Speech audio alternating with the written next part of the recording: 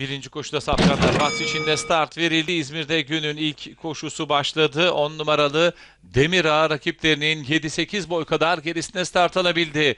4 numaralı My Gold'un liderliğinde başladı gün. Dışarıdan 6 numaralı Kızıl Bulut, içeriden 3 numaralı Yeşilli Bey, bariyere yakın 1 numaralı Daim Action'ın takibi var onların. 1,5 boy kadar gerisine dışarıdan 5 numaralı Seremoni sokulmayı başardı. Hemen içinde 7 numaralı Hüseyin Baba, bariyere yakın 9 numaralı Amarok, en dışlarından da 8 numaralı Royal Begovic tempoyu beğenmedi.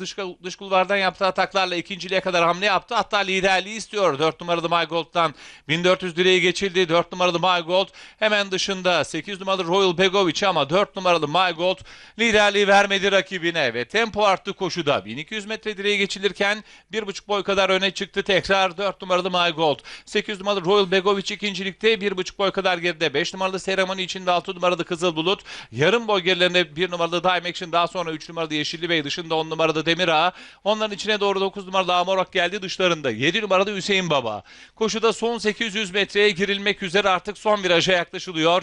4 numaralı My Gold koşuya liderlik yapıyor. 6 numaralı Kızıl Bulut ikinciliğe sokulmaya çalışırken dışında 5 numaralı Seremoni, 1,5 boy gerilerinde 2 numaralı Sen Bilirsin. 1 boy gerisinde 8 numaralı Royal Begovic, dışlarından da önlere doğru 10 numaralı Demirağ'ın, 3 numaralı Yeşilli Bey'in, 1 numaralı Daim Action'ın gayretleri var. 2 boy geride Amarok son sırada. 7 numaralı Hüseyin Baba. 4 numaralı My Gold düzlüğe çıkılmadan farkı 3-4 boya kadar taşıdı. 5 numaralı Seremoni ikinciliğe, 6 numaralı Kızıl Bulut üçüncülüğe girdi. İlk koşudayız, son düzlükteyiz. 4 numaralı My Gold'un liderliğindeyiz pistin ortasında.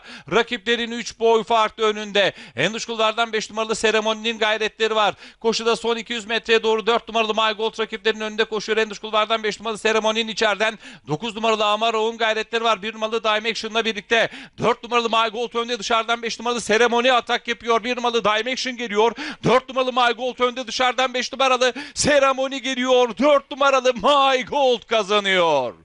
5 numaralı Seremoni ikinci, 9 numaralı Amarok üçüncü, 1 numaralı Daim Action dördüncü oldu. 4 numaralı My Gold Özcan Yıldırım'la kazandı.